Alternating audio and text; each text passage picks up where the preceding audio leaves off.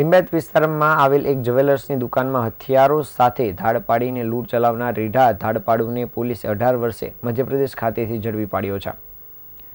Surat crime branch police નાસ્તા ફરતા આરોપીને ઝડપી પાડવા માટે કામગીરી કરી રહી હતી। તે દરમિયાન મળેલી બાતમીના આધારે પોલીસે મધ્યપ્રદેશ રાજ્યના જાંબુઆ જિલ્લાના જઈડા ગામમાંથી એક આરોપીની ધરપકડ કરી છે। પોલીસે જીત્રા વસુનિયા નામના શખ્સની ધરપકડ કરી છે।